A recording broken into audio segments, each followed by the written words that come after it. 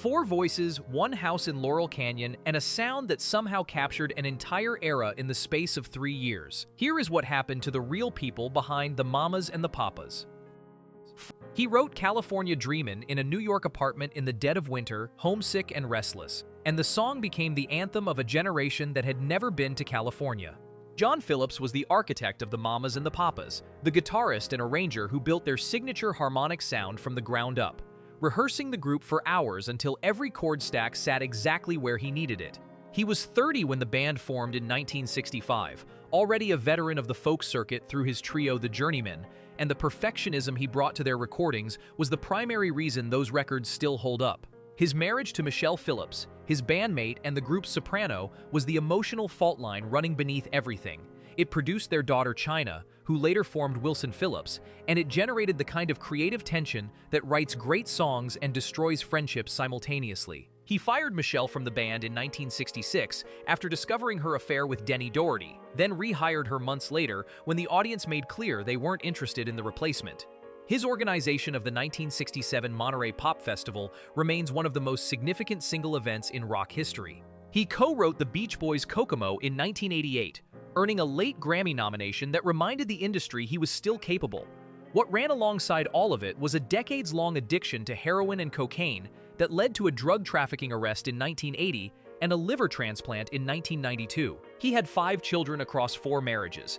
After his death in 2001 at 65, his daughter Mackenzie published a memoir alleging a sexual relationship with him beginning when she was 19, a claim that divided the Phillips family publicly and placed a long shadow over the catalog he left behind.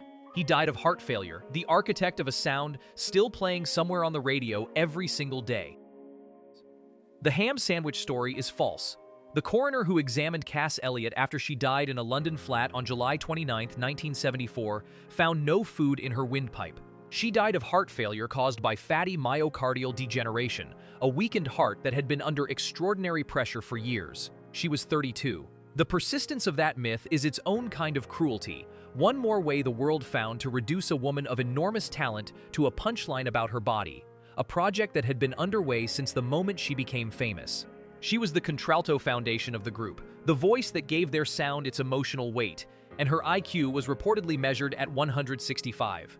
John Phillips spread a story that she had only found her upper vocal range after being struck on the head by a copper pipe during a construction accident. There was no accident, she always had the range. Her home in Laurel Canyon was the social center of an entire musical era. It is widely accepted that she introduced Graham Nash to David Crosby and Stephen Stills in her living room, a casual gathering that produced Crosby, Stills, and Nash. She never publicly identified the father of her daughter Owen, born in 1967, a mystery she carried to her grave.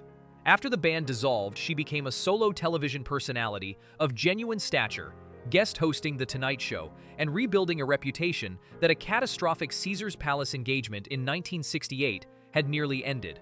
She quit heroin before her solo career took hold and fought her way back from the Las Vegas disaster through sheer professional will. She was awarded a star on the Hollywood Walk of Fame posthumously in 2022, with Owen accepting the honor on her behalf. The woman who was the soul of this group, the connector who made the California sound possible by making the room feel safe enough for people to create in, was gone at 32, 50 years before the world finished understanding what it had lost. Denny Doherty described the Mamas and the Papas with a line that has stayed with everyone who heard it, a tragedy that made everyone rich. His golden tenor carried the melody on some of the group's most beloved recordings, a voice so smooth and instinctive that it made the technical precision underneath sound effortless. He was 24 when the band formed, the youngest of the 3 men in the group, and he arrived already carrying the emotional complication that would define his years inside it. He was in love with Michelle Phillips, who was married to John. Cass Elliot was in love with him. Nobody got what they wanted, and they recorded together anyway, producing music that somehow contained none of the anguish and all of the longing.